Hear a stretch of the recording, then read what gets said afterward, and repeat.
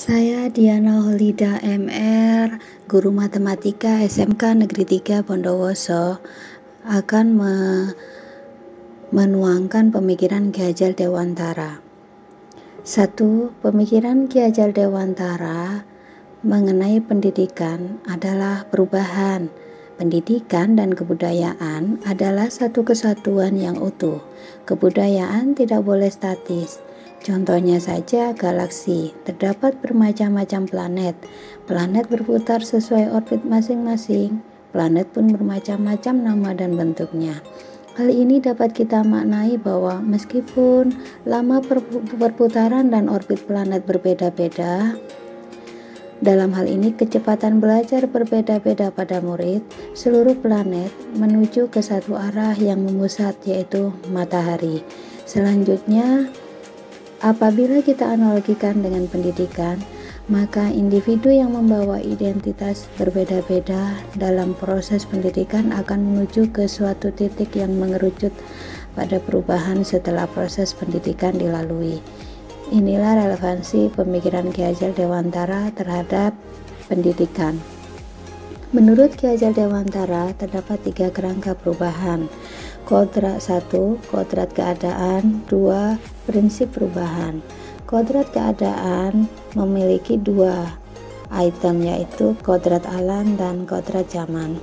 Dalam melakukan pembaharuan yang terpadu, hendaknya selalu diingat bahwa segala kepentingan anak-anak didik, baik mengenai hidup di pribadinya maupun hidup kemasyarakatannya, jangan sampai meninggalkan segala kepentingan yang berhubungan dengan kodrat keadaan, baik pada alam maupun zaman.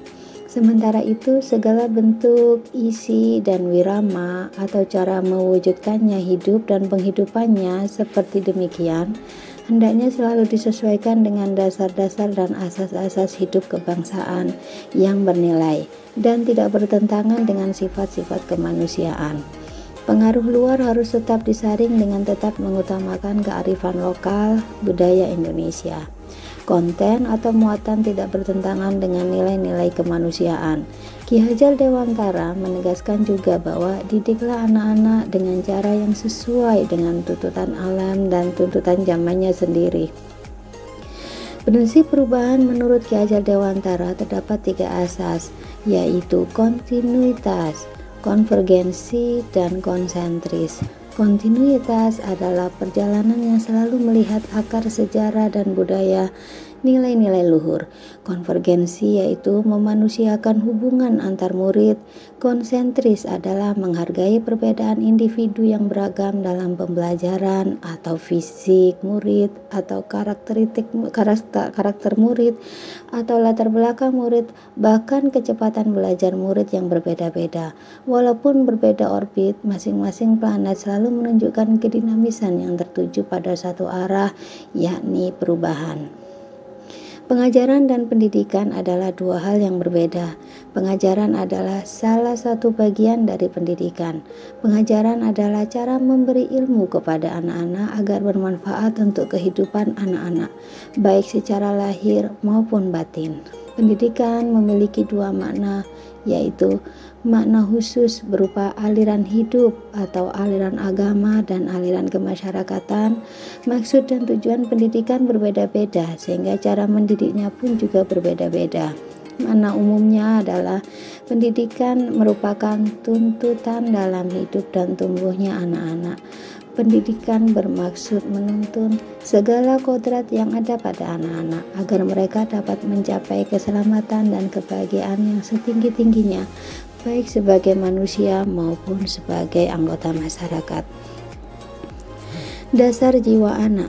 Anak bagaikan kertas kosong. Anak bagaikan kertas yang sudah berisi penuh tulisan, namun tulisannya masih nampak suram. Pada tulisan suram tersebut seolah terdapat watak baik dan watak buruk.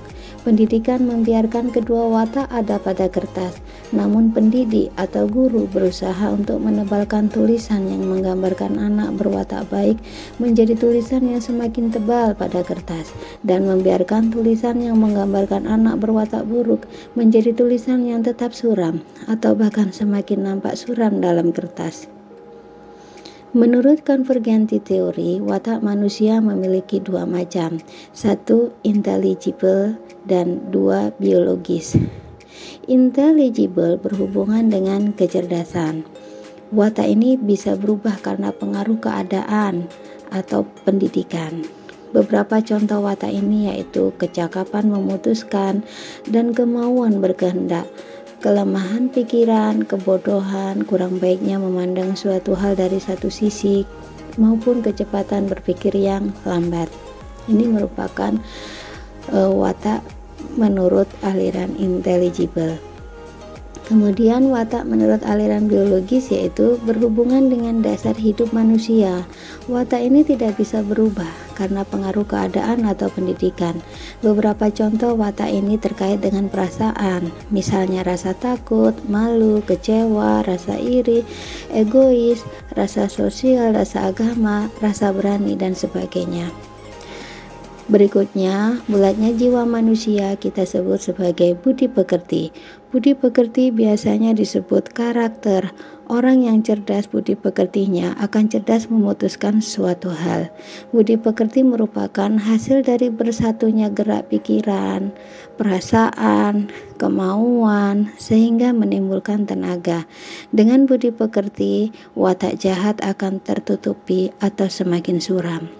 Olah cipta menajamkan pikiran, olah rasa menghaluskan rasa, olah karsa memperkuat kemauan, serta olahraga memperkuat tenaga menuju kebijaksanaan. Keharusan untuk memandang anak dengan rasa hormat. Tujuan pendidikan adalah murid, murid, dan murid. Murid adalah segalanya untuk kepentingan sekolah, bebas dengan segala ikatan, serta pendidikan yang berhamba kepada anak. Salam dan bahagia.